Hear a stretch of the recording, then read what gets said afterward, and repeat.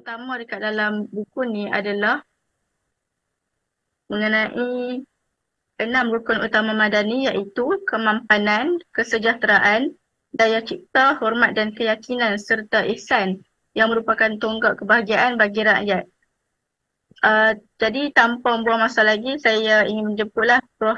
Kamarul Azizi untuk menerangkan dengan lebih lanjut tentang kerangka dasar dan juga implementasi madani pada malam ini. Silakan Prof. Okay, terima kasih Fatin. Bismillahirrahmanirrahim. Alhamdulillah rabbil alamin wassalatu wassalamu ala asyrafil anbiya'i wal mursalin wa ala alihi wa sahbihi ajma'in. Assalamualaikum warahmatullahi wabarakatuh. Alhamdulillah, pada kali ini kita akan membincangkan satu topik di mana dia berkait rapat dengan apa yang berlaku di negara kita sekarang ini. Iaitu kita akan membincangkan mengenai pembangunan mampan, pembangunan mampan ataupun pembangunan lestari, dalam bahasa Inggerisnya Sustainable Development.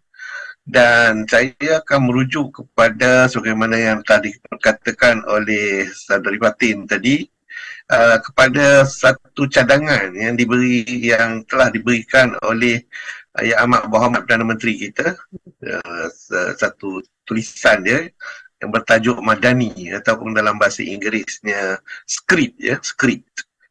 Jadi kita akan bincang dan saya akan lihatnya dari sudut SDG, Sustainable Development Goal, iaitu United Nations Sustainable Development Goal.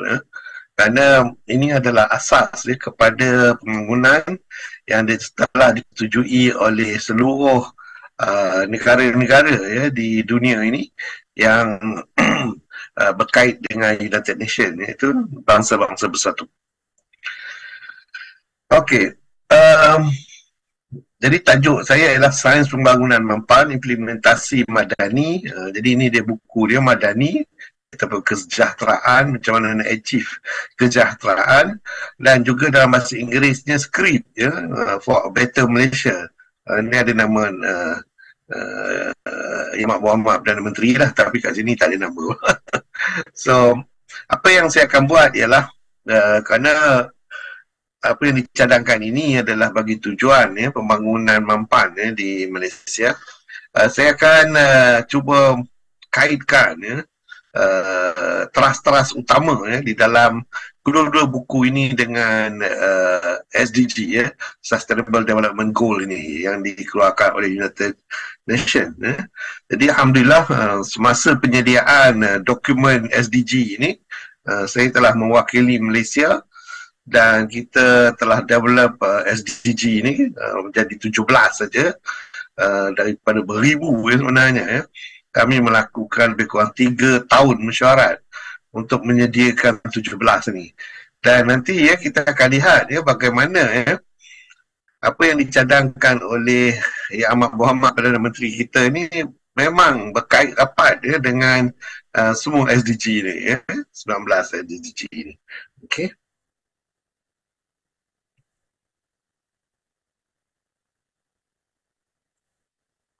So, pertama saya akan bincang sedikit latar belakang, kemudian kita bercakap mengenai Madani ataupun skrip ini dalam bahasa Inggeris je.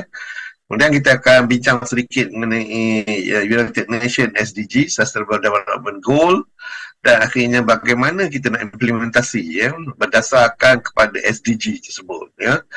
Jadi adakah dianya patut kita ikut, bergantung kepada kerajaan Malaysia. Sebagaimana Datuk Seri Anwar Ibrahim mengatakan bahawa apa yang diberikannya itu adalah asas-asas untuk kita develop our country. Tetapi bagaimana dan detailnya itu bergantung kepada kementerian dan juga menteri-menteri yang bersesuaian. Okey.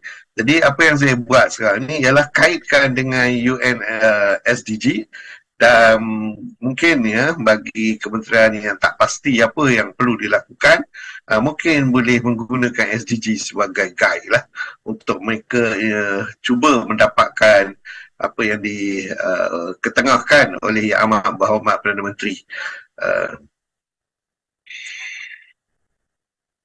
Okey, dari segi latar belakangnya, Yang Amat Berhormat Perdana Menteri telah menggariskan 6 aspek sebagaimana yang telah disebutkan oleh Seri Patin just now, untuk membentuk negara maju untuk Malaysia menjadi sebuah negara maju. Kerana sekarang ni kita masih lagi at the middle upper level tetapi belum maju lagi. Jadi untuk mencapai kemajuan tersebut kita perlu ada kemampanan ataupun sustainability, ataupun kalau dalam bahasa Malaysia lagi satu yang banyak digunakan ialah kelestarian kelestarian.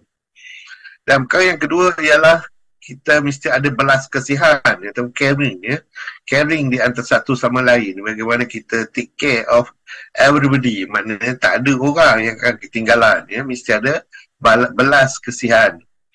Dan yang ketiga ialah hormat menghormati. We have to respect each other. Setiap rakyat Malaysia kena hormat kepada satu sama lain dari segi ras dia ke race dia, ataupun dari segi kedudukan dia, ataupun pangkat dan lain-lain lagi. Dan yang keempat ialah perlu ada inovatif Jadi inovatif ini penting untuk memastikan apa yang kita buat itu bersesuaian dengan keadaan semasa, dan ini adalah amat penting kerana kalau tidak kita akan dapati perkara yang kita akan laksanakan itu agak ketinggalan zaman dan mungkin mengambil masa yang agak panjang. Dan kemakmuran prosperity yang ini pun adalah satu perkara yang memang semua rendah semua negara nak prosperity. Jadi dengan itu isu-isu seperti sara hidup dan lain-lain itu dapat ditangani dengan baik dan terlaksana juga dengan efisien dan mendapat dukungan daripada seluruh rakyat. Yang keenam ialah kepercayaan. There must be a trust, especially dari segi perundangan. Mesti ada perbezaan di antara pemerintah, rakyat, dan juga dari segi undang-undang. Jadi dengan itu kita dapati bahawa trust itu akan lebih mudah untuk diterima, dan rakyat pun merasa selesa dengan apa yang mereka akan lalui dalam kehidupan mereka. Okey, jadi ini adalah 6 aspek di mana Datuk Seri Anwar Ibrahim mencadangkan kita untuk tumpukan bagi mencapai negara maju. Tetapi lagi satu ialah yang saya nak ketengahkan juga ialah definisi masyarakat madani ni ataupun skrip ni, masyarakat skrip ni. Apa dia? Itu satu sistem sosial yang berasaskan prinsip moral. Jadi dia meletakkan moral itu adalah satu yang menjamin keseimbangan antara kebebasan perseorangan. Maknanya kita mesti ada moral, dignity dan kestabilan masyarakat di antara kebebasan seorang dan juga kestabilan masyarakat. Jadi masyarakat akan mendorong daya usaha serta inisiatif individu yang baik dari segi pemikiran, seni, ekonomi, teknologi, sistem sosial yang cekap dan saksama serta melaksana pemerintahan mengikut undang-undang. Jadi kita mesti bila kita buat decision, walaupun as individual kita penting, tapi kita kena letakkan masyarakat sebagai tempat di mana jangan ada satu pertingkahan ataupun tak bersetujunya di dalam masyarakat itu sendiri. Jadi itu adalah latar belakang yang diberikan. Jadi kalau kita tengok dalam SDG, dalam SDG pun ada ini adalah pada permulaan masa kita buat SDG mula-mula kita tulis dalam bentuk ini iaitu SDG itu adalah terdiri daripada aspek sosial, aspek environment dan aspek ekonomi. Dan dari situlah kita ada partnership, ada peace di antaranya. Ini adalah permulaan SDG. Dan kalau kita tengok apa yang dicadangkan oleh Datuk Seri Anwar Ibrahim, dia bermula dengan kemampanan, iaitu sustainability, which is the overall inilah. Dan kemudian dia pergi kepada belas kasihan. Jadi kalau kita tengok belas kasihan, mungkin dalam bentuk dalam partnership ataupun peace. dan hormat, menghormati, respect each other pun dalam partnership dan peace. Inovatif, ya, mungkin dalam semua aspek, ekonomi, environment dan lain lagi. Kemakmuran, prosperity ialah dari keseluruhannya ini, dan kepercayaan, mesti ada trust dia bagi setiap orang. Jadi nampak dia punya level ya, apa nama, ataupun bahagian-bahagian ya, pembahagian ini ya, memang bagi saya lah yang telah mewakili Malaysia ya untuk menyediakan UN SDG ni, nampak dia memang kita mula-mula berfikir macam itu juga ya, kita pun berfikir macam itu juga. So seterusnya kalau kita tengok kan, sekarang ni dah ada dalam kumpulan itu iaitu prosperity tu. Kerana kita nampak bahawa semua orang nak prosperity. Bukan saja Malaysia, tetapi semua negara di dunia ini nak prosperity. Tetapi prosperity itu mestilah dinikmati oleh semua orang, the people. So sekarang ni kita kata penting untuk the people to get involved. Ini kiranya kita punya bentuk yang kedua dalam kita menyediakan SDG mula-mula itu. Kemudian bila kita berfikir itu, kita tengok penggunaan the people untuk dapatkan prosperity, dan kita nampak kesannya kepada planet. Kerana bila kita ambil resources daripada bumi ini, daripada langit, daripada air, maka kita akan memberi kesan kepada planet kita. Dan seterusnya lah. Oleh kerana sekarang ni kita dapati kebanyakan peperangan berlaku kerana merebut resources ini. Maka di situlah kena ada peace dan perlu ada satu persahabatan yang kukuh. Jadi itu yang membentukkan SDG. Dan kalau kita lihat cadangan Yang Amat Berhormat Datuk Seri Anwar Ibrahim ini memang selari dengan apa yang ini lebih kurang 1,000 orang pakar dari seluruh dunia memikirkannya selama 3 tahun. Dan banyak kalilah saya pergi ke New York kerana ini untuk mesyuarat, membincangkan perkara ini, dan kita nampak dia amat cantik sekali akhirnya. Dan Malaysia mengeluarkan statistik mengenai perkara ini iaitu Badan Jabatan Statistik Malaysia. Ini adalah contoh dia.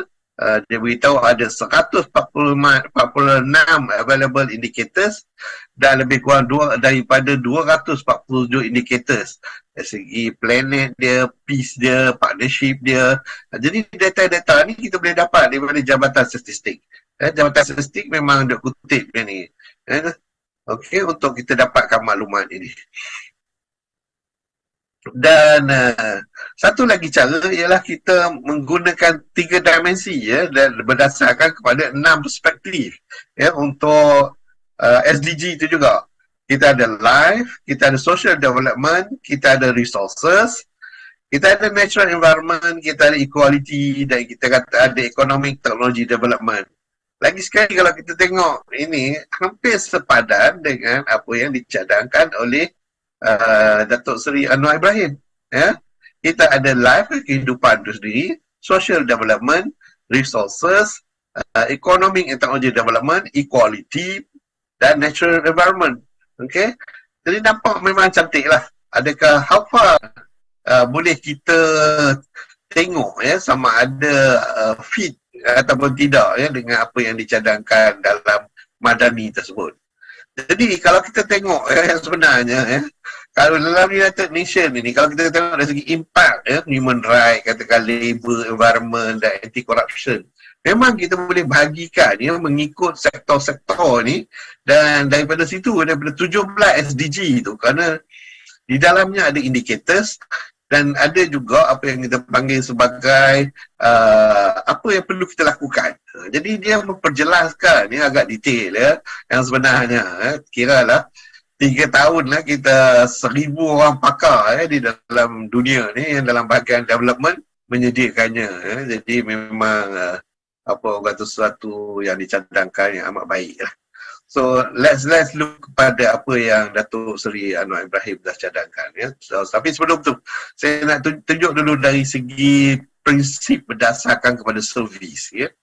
Kerana dia berkait dengan apa yang telah kita bentang tadi, iaitu prosperity, the people, the planet, partnership and peace. Okay? So kita akan ikatkan kesemuanya ni dengan madani. Bagaimana untuk achieve negara yang madani dan skrip.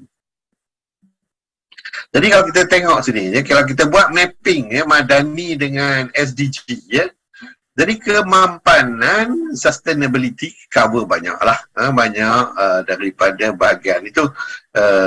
Dia mungkin cover di 12, 13, 14, 15. Ini talking about environment lah, planet.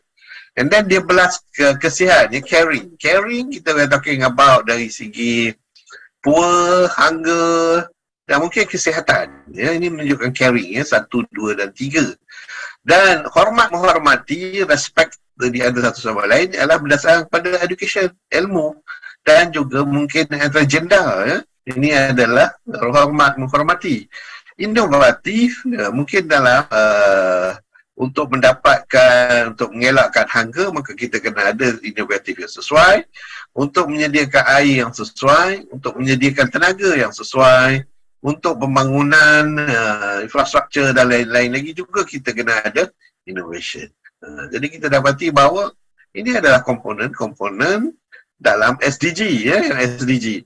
Dan bagi segi kemakmuran, kita perlu dari segi sumber tenaga, pembangunan masyarakat dia 9, 10 dan 11 infrastruktur.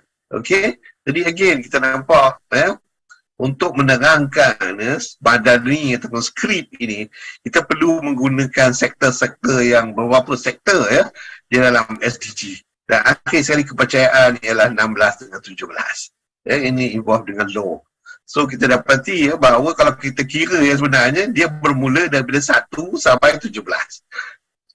Jadi apa yang dicadangkan oleh Datuk Seri Anwar Ibrahim itu memang match dengan SDG, Sustainable Development Goal, ataupun yang lebih nama dia yang dikenali sebagai United Nations Sustainable Development Goal. Okey. Jadi macam mana kita nak gunakan? Jadi apa yang kita perlu ialah kita kena tahu apa dia title dia. Macam tadi disebutkan ada 6 title. Maka kita tahu carikan title dan kita lihat apakah di indicators di dalam title tersebut yang apakah indicators yang berkaitan dengan title tersebut. Dan daripada situ kita boleh assign apa di aktiviti yang bersesuaian. Jadi yang ini semua ni sebenarnya ada di dalam SDG. Kerana dalam SDG dalam buku dia yang complete, yang mengandungi SDG indicators dan juga activities yang boleh kita buat ataupun yang perlu kita buat. Jadi semuanya dah written. Cuma sama ada nak laksana ke tak nak laksanakan saja. Okey. So, sebagai contoh, saya bagi satu contoh je lah kalau nak ikutkan, kerana 17 indikator tu semuanya kena masuk di dalam bila kita membincangkan isu madani ni ataupun skrip macam mana nak implement dia. Kalau kita nak implement dia berdasarkan kepada SDG, Sustainable Development Goal, untuk yang nombor 1 poverty, iaitu end poverty in all its form everywhere. Jadi maknanya sama ada di bandar ke, luar bandar ke, di pinggir bandar ke, dekat mana saja pun maka kita tak ada poverty. Tak ada poverty.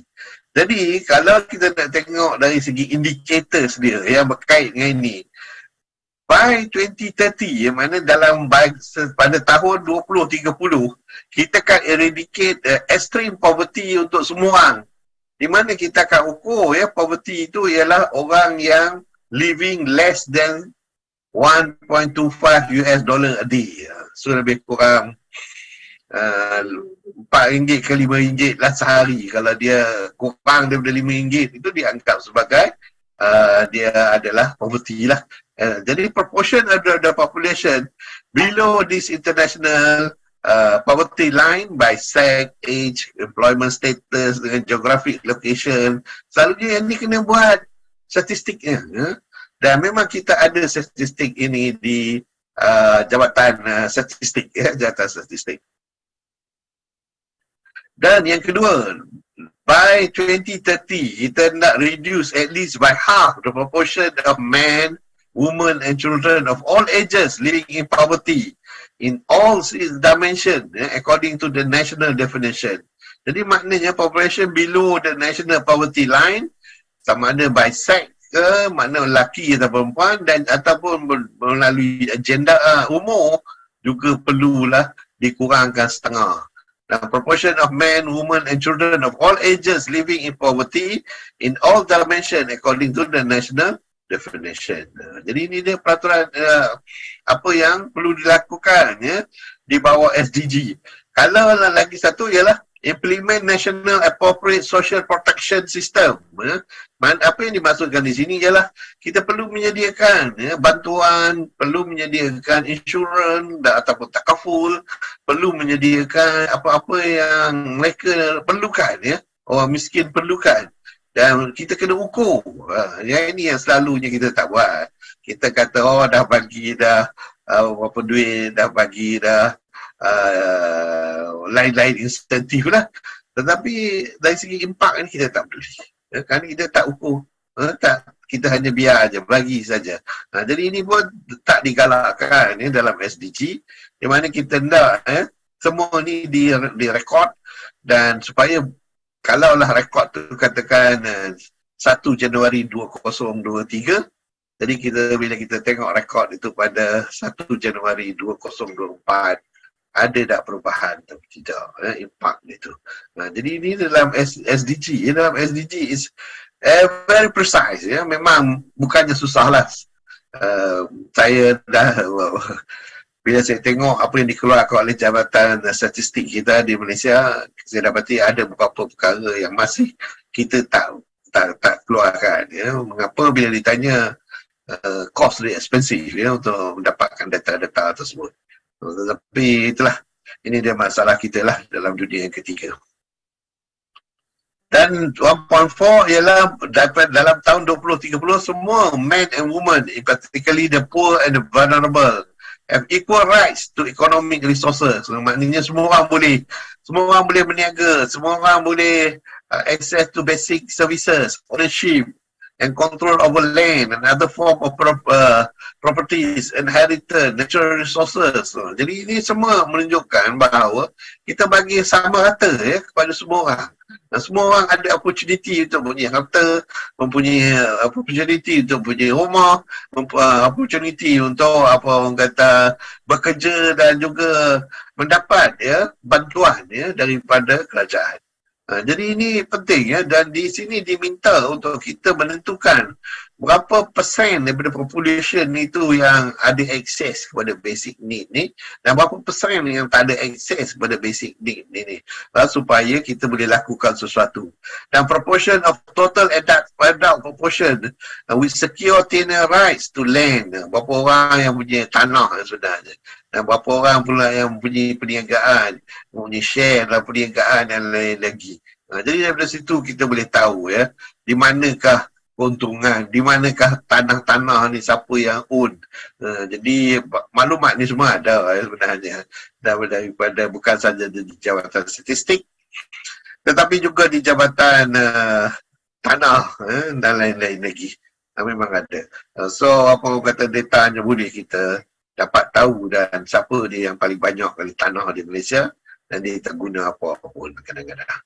Jadi ni masalahnya ada orang ada tanah tapi tak kerti nak guna. Macam saya telah sebutkan dalam saya punya show last minggu lepas. Kalau dalam Islam ini tak boleh lah, kita kena ambil balik tanah tu dan kita bagi seorang yang tak ada tanah. Okey. So selain daripada itu, perlu ada satu resilient kepada poor ni. Kita tak nak mereka sepanjang masa menjadi miskin. Kita nak dia berubah. Dan reduce dia punya exposure. Kalau kita tengok dia dah makin lama makin nak jadi miskin, maka kita buat perubahan. Dan kita lihat juga bila berubahnya climate change macam sekarang ni, hujan turun tak tentu hala apa semua, dan kemarau berlaku dengan tak ikut timing dia. Jadi yang ini pun semua kena ambil kira, kena ambil kira, dan satu planning perlu dilakukan untuk memastikan orang yang miskin ini mereka tidak terseksa disebabkan oleh perubahan climate ini. Jadi dari segi jumlah kematian, Kena tengok daripada economic loss dia, number of yang adopt ini apa semua ni perlu ditahu. Apakah dia ada national disaster risk reduction dan lain-lain lagi pun perlu kita sediakan ya untuk masyarakat kita. Dan local government macam mana mereka adopt dan implement local disaster. Jadi ini pun disenaraikan. Okey. Dan seterusnya ialah ensure significant mobilization of resources. Ya, kerana tiap-tiap negara ada punya resources sendiri. Ya, kita pun ada resources kita sendiri. Jadi, mobilization of these resources ni penting. Ya, kerana ini akan memastikan ya, development itu berlaku. Tetapi dalam pada itu, kita kena ingat ya, bahawa development, kita kena pastikan kita tidak orang kata sapu semua. Sebagai contoh menangkap ikan, tangkap semua ikan, besar kecil pun tak peduli ya. Jadi sepatutnya saiz ikan tertentu saja kita tangkap, saiz yang lebih kecil kita kena lepaskan balik. Jadi this type of apa orang kata moral value yang diminta oleh Dato' Seri Ahmad Mohamad Perdana Menteri kita itu memang patut ya, kita fikir dan consider ya dalam kita melakukan pekerjaan dan lain-lain lagi. Okey, jadi ini bagus itu ya. Satu pula create a policy ya, kita mesti ada satu policy framework. Polisi ini adalah disediakan oleh kerajaan di peringkat national, regional, international level supaya kita pastikan ya poor ni, orang miskin ni tidak berterusan ya menjadi poor. Okey. So kalau lah nak tengok ke semuanya, saya ingat saya perlu 3 hari ke baru habis detail nak tengok setiap satunya. Sebagai contoh sini, kita tengok, saya sengaja supaya kita nampak gambar keseluruhannya. Mana dia nombor 1? Nombor 1 yang poor ni ada 7 target, ada 14 apa nama indicators. Kalau untuk 2 ni ada 8 target, ada 13 indicators. Untuk nombor 3 ada ini untuk medical, ada 13 targets, ada 16 dia punya indicators dan lain lagi. Jadi semua ni ada ya. Semua ni ada ya. Dia punya targets dan apakah ada indicators yang perlu dicapai. Okey. Jadi macam tadilah kalau kita tengok, ini saya ambil daripada United Nations ya, United Nations yang dia memang edarkan dan dia terbuka ya kepada semua orang untuk melihatnya. So dalam kes end of poverty ya, end of poverty in all form everywhere, kita dapati ya, walaupun usaha ni telah dijalankan, tetapi semasa berlakunya COVID-19 itu ya, kita dah terundur ke belakang sebanyak 4 tahun ya. Kerana masalah-masalah COVID itu menyebabkan memberi kesan ya, terutama kepada orang miskin ya, kepada orang miskin. Jadi working poverty itu dah jadi satu masalah lah. Dah jadi 8 juta ya kalau ikutkan sini, dan cash benefit pun dah mula diberi ya, diedarkan. Jadi dengan itu akan berlakunya inflation dan juga impact kepada war dekat Ukraine pun juga beri kesan ya kepada progress ya dalam nak mengurangkan kemiskinan ini. Jadi disaster related death rose about 6-fold, 6 kali ganda. Kerana apa nama pandemik ya, kerana pandemik yang berlaku. Okey, dari segi zero poverty kita tengok sama juga, iaitu usaha yang dijalankan ya untuk mengurangkan zero hunger ni, again ya, terpaksa apa orang kata menjadi satu perkara yang susah sikit ya apabila adanya COVID-19, ditambah pula dengan konflik yang ada, climate change, semua ini menyebabkan masalah ini menjadi lebih susah lah ya, lebih susah ya. Dan harga naik, iaitu harga makanan pun sudah naik jadi 47%, dan ini telah memberi impak ya kepada ramai banyak negara ya, banyak negara. Jadi dengan itu ya, kita dapati bahawa apa yang berlaku di dunia akan memberi kesan juga ya kepada negara kita.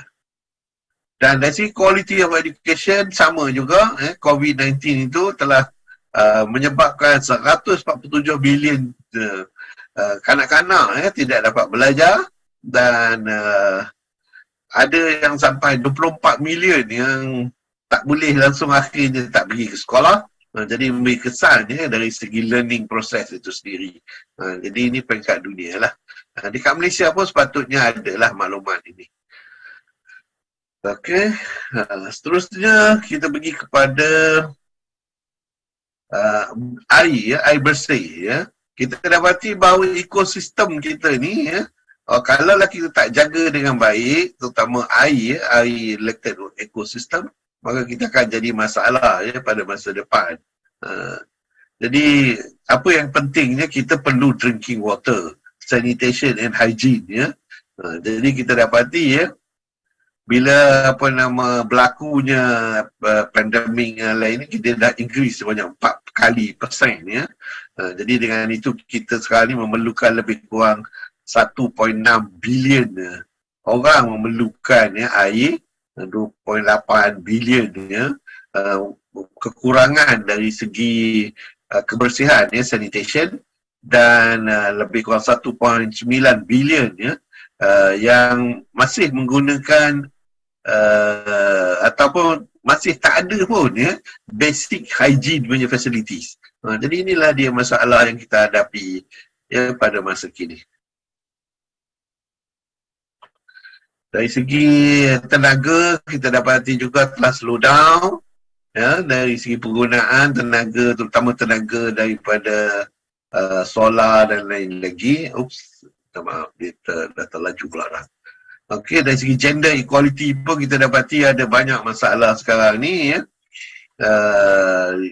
Iaitu ramai ya, wanita telah tidak pergi ke sekolah disebabkan oleh apa yang berlaku ya di COVID-19 ini. Dan kita dapati juga bukan setakat itu ya, ni clean water dah terloncat tadi ya. Okey, saya loncat banyak ni. Ni tenaga pun begitu.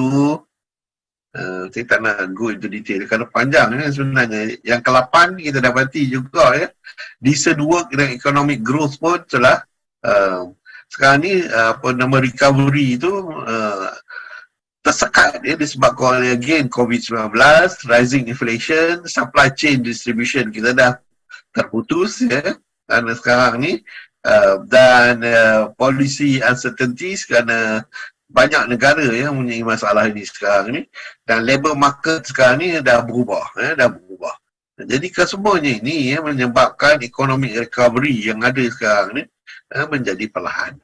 Okey.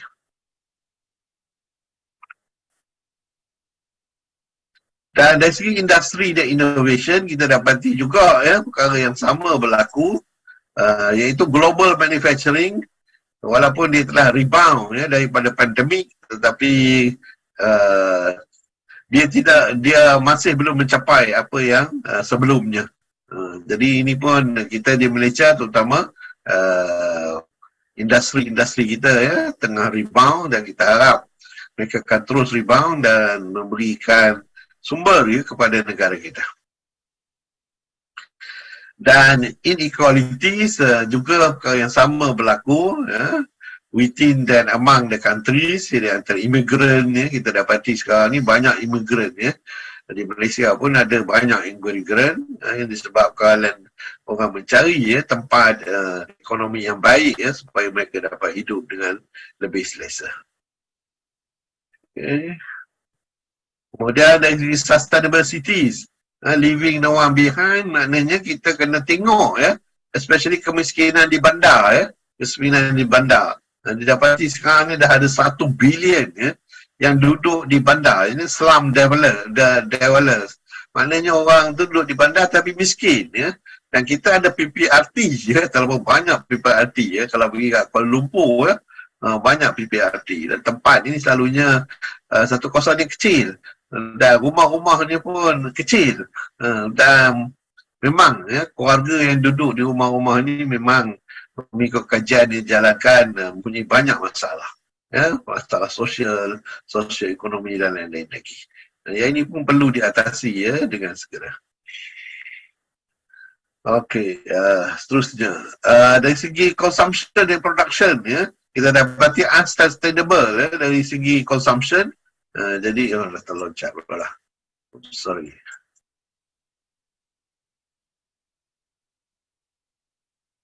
Okay, dari consumption, maaf lah, ada respon dia. Unsustainable pattern yang kita dapati, ada triple planetary crisis right now. Climate change going on, biodiversity loss dengan pollution.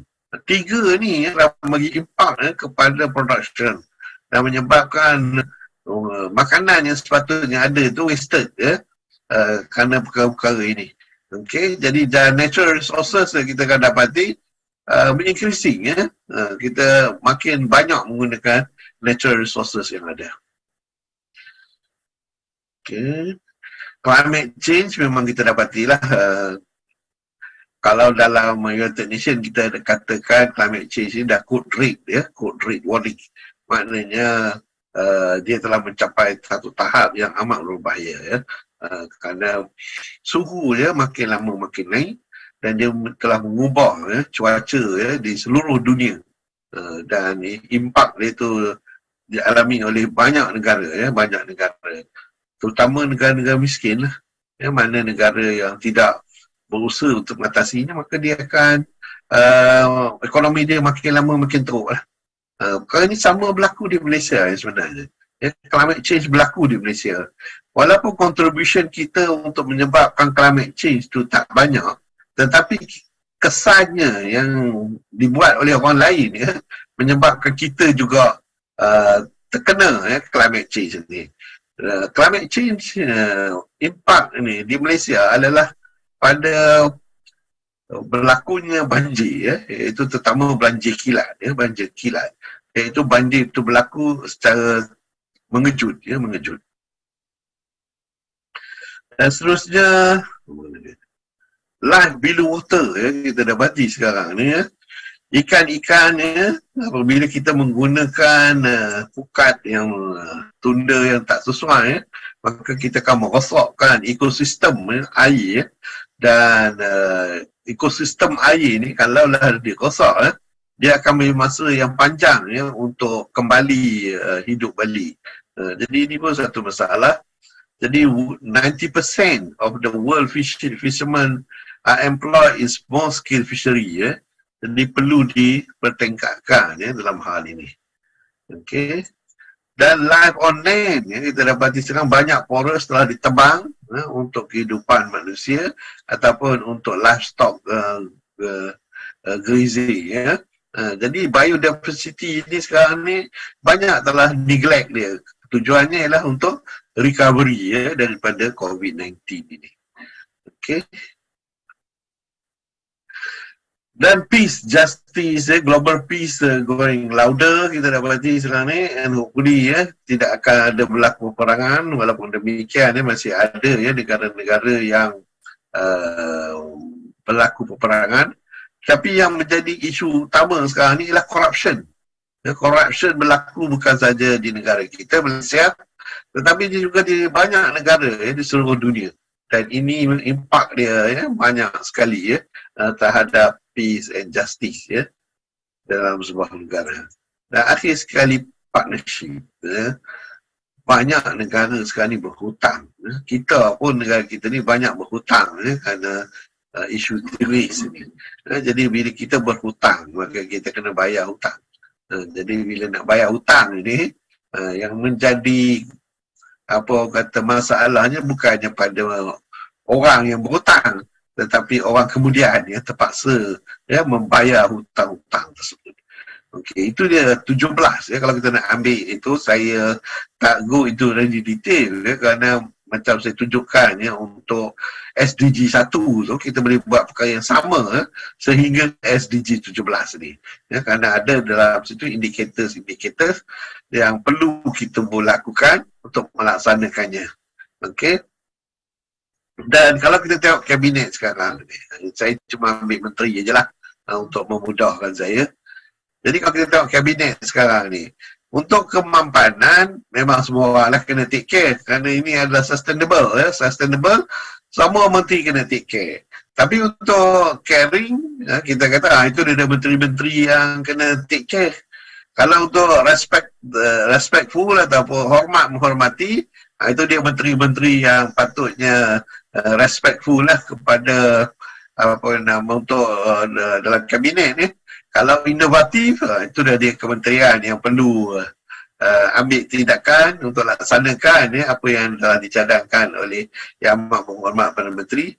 Untuk kemakmuran, itu dia lagi ramai yang perlu bertindak dan berusaha untuk memastikan kemakmuran boleh dicapai.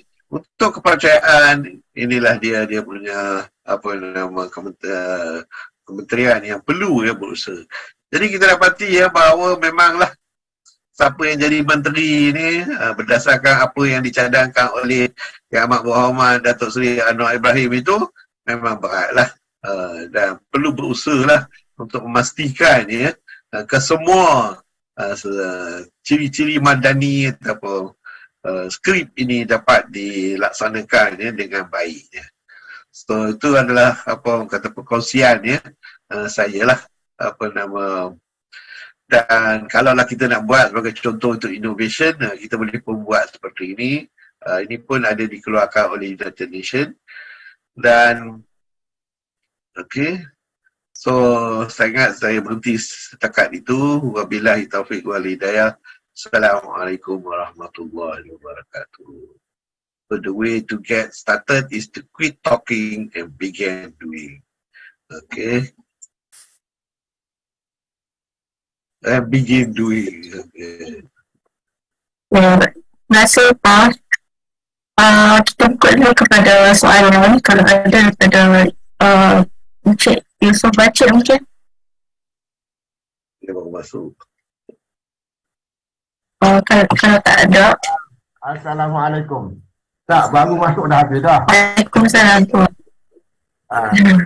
Assalamualaikum warahmatullahi wabarakatuh. Terima kasih pengurusi. Terima kasih Prof. Kita berempat je lah. Itu juga. Tak apa. Cuma saya lihat apa yang Prof bentang tu, apa yang maksud daripada sikit lah. Walaupun madani itu bukanlah direct translation, dan buku membangun negara madani dia tulis oleh Datuk Seri Adwa juga ialah tulisan lain, bukan tulisan terjemahan. Jadi, tapi idea saya rasa sama lah. Saya sempatlah baca beberapa halaman daripada buku madani dan saya lihat selain apa Prof terangkan tadi tentang setiap kementerian yang ada yang ditubuhkan bawah kabinet Datuk Seri Anwar Ibrahim mempunyai peranan masing-masing dalam memenuhi keperluan ataupun sifat-sifat ciri-ciri skrip itu. Cuma apa yang saya telah dapati yang membaca buku itu, pelibatan saja bukan tingkat pada tahap kerajaan saja. Maksud pelibatan untuk jayakan masyarakat madani ini perlu juga dilibatkan NGO, komiti-komiti berbagai lapisan. Desa, kampung, luar bandar, golongan elit, golongan bawahan, dan semua kaum pun. Jadi, semua saya rasa cabaran inilah untuk memahamkan mereka ni semua. Dan untuk memahami apa itu gagasan masyarakat madani yang menjadi masalah. Sebab saya cuba post beberapa ekstrak daripada buku membangun masyarakat madani dan postnya di dalam Twitter yang pada umumnya Twitter ni banyak dia punya users adalah golongan peringkat muda lah, 30-an gitu. Tapi tengok respon dia tak ramai yang minat nak tanya.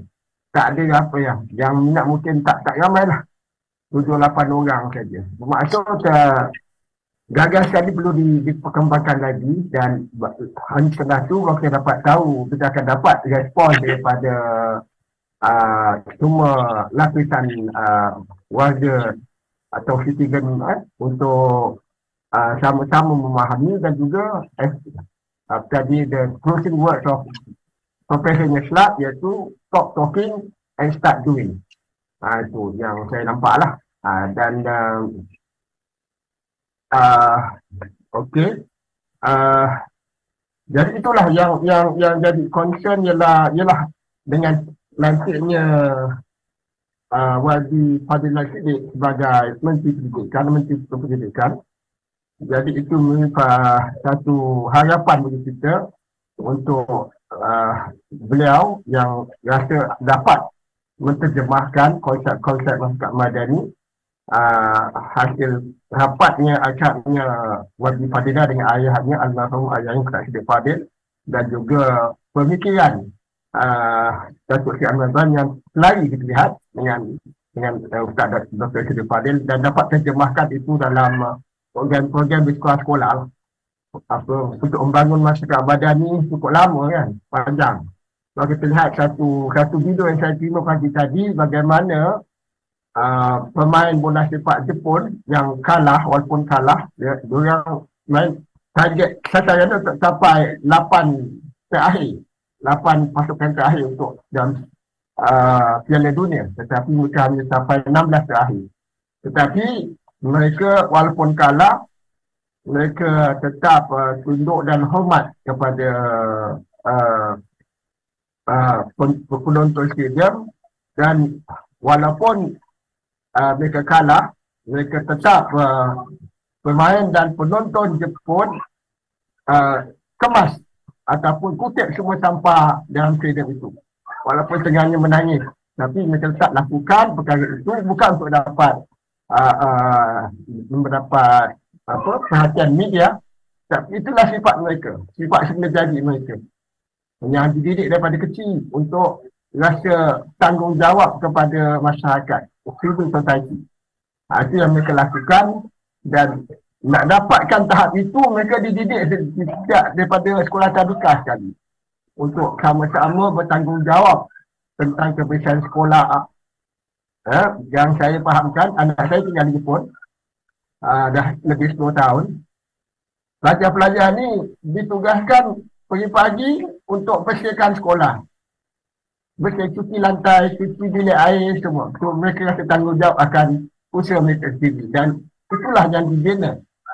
Sikap seperti itu yang nak dibina oleh kita sebagai masyarakat Islam. Patutnya kita lebih prihatin tentang itu, yang kita dapat membina sikap dan sifat seorang Muslim yang sejati, di mana kita pentingkan kebersihan, kita pentingkan tanggungjawab untuk menjaga keharmonian masyarakat, alam sekitar, baik bukan hanya manusia, alam sekitar, pohon, haiwan, bukit bukau, hutan belantara yang kita perlu jaga untuk kemampanan, sustainability, kehidupan untuk anak cucu kita nanti.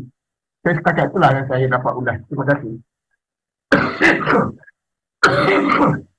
Maaf, saya baru nak baik demam.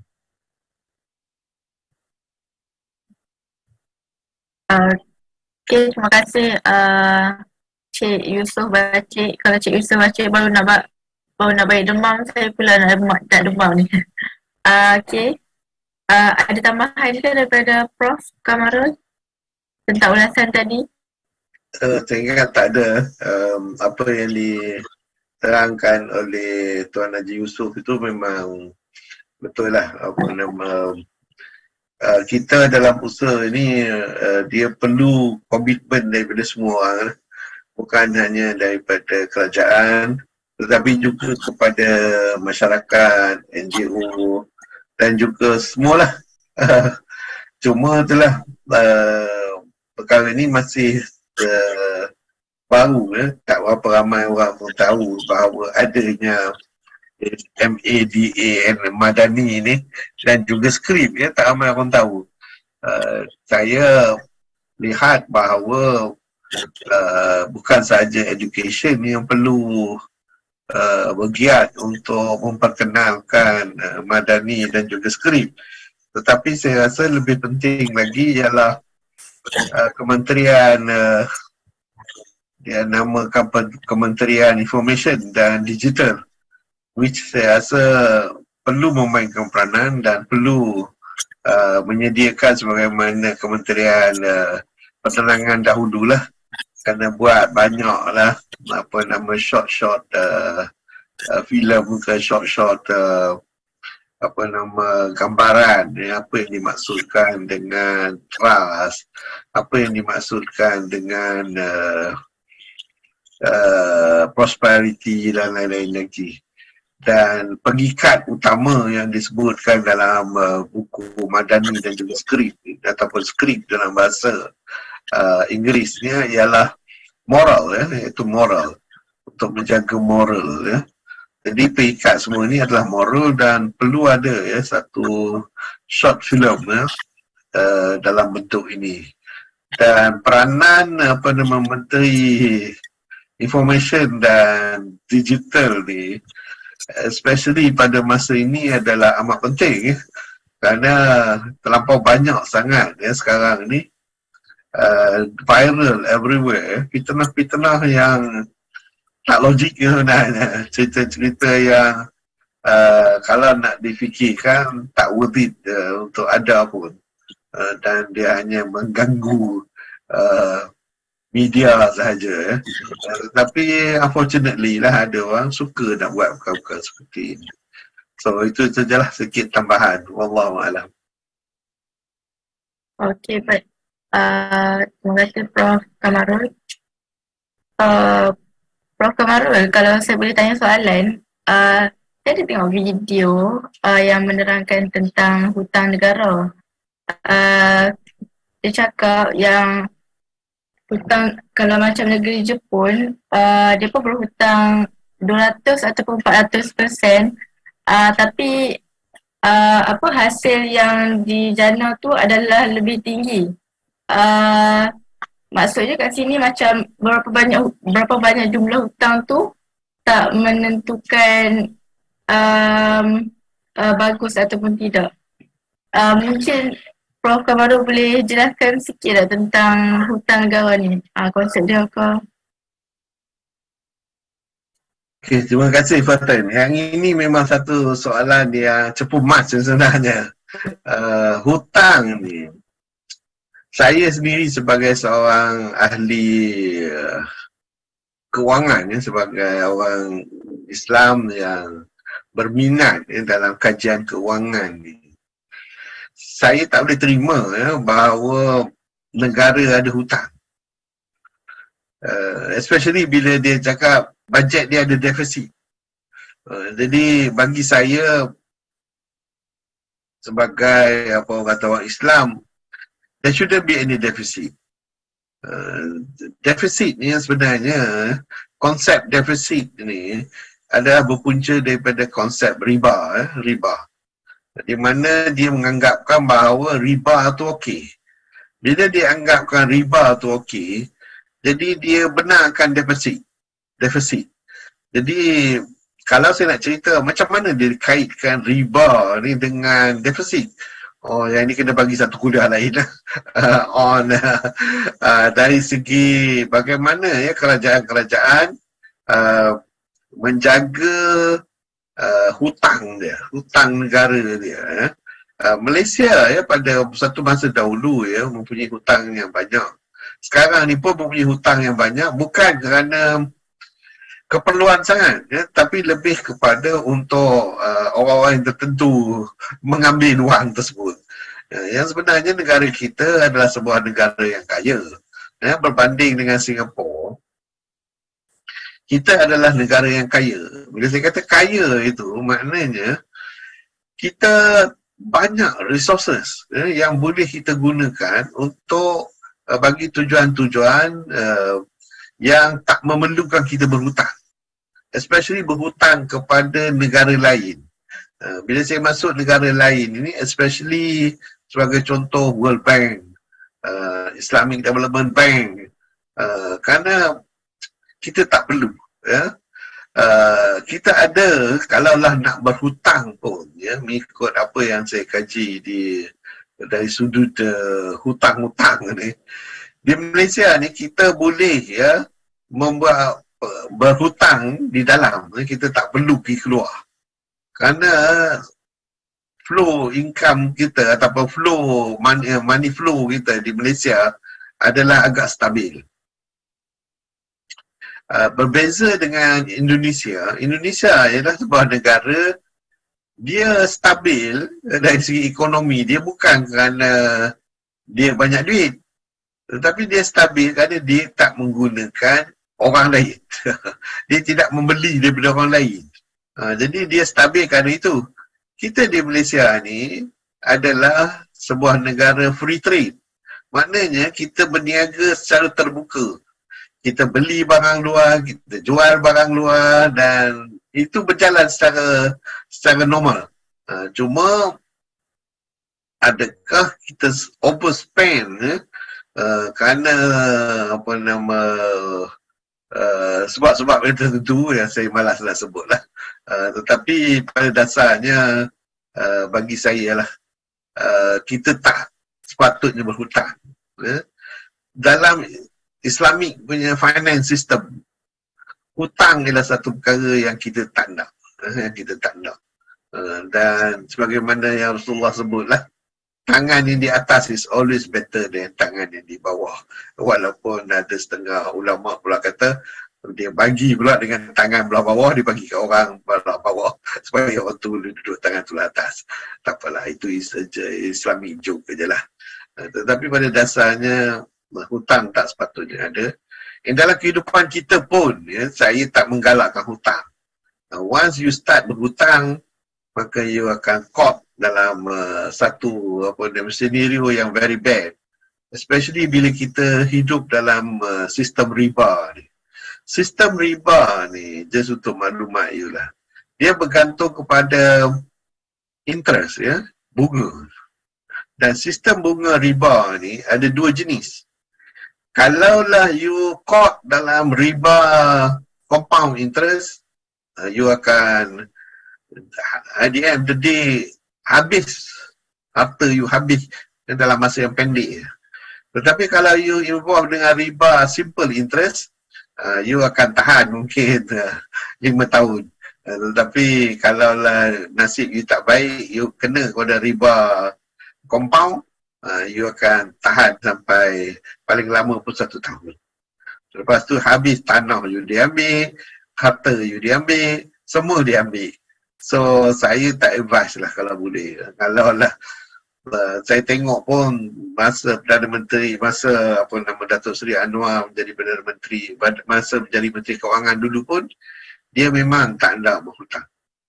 Style dia memang tak nak berhutang. Actually itulah selalu satu sebab dia mengapa saya sokong dia lah. Kalau lah dia macam Menteri-Menteri Kewangan yang lain yang suka berhutang untuk tujuan-tujuan yang quote-unquote tertentu, saya pun tak sokong dia. Wallahualam.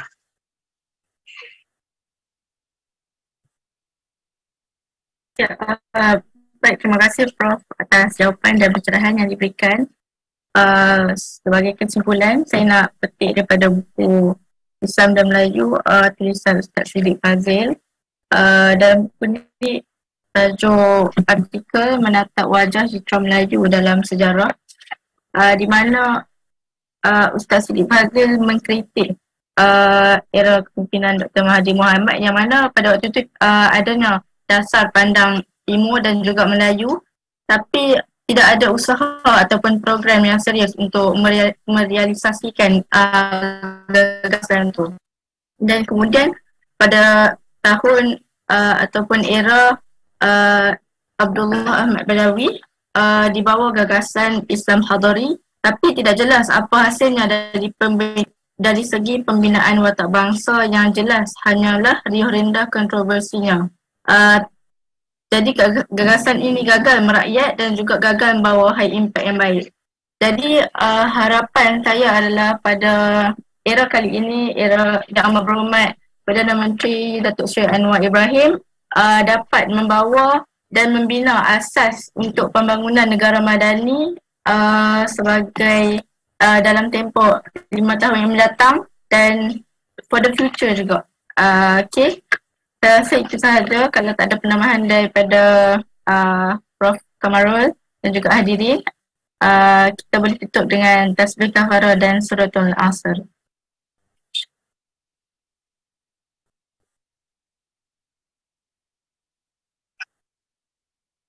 Mohon maaf atas salah silap dan kekurangan.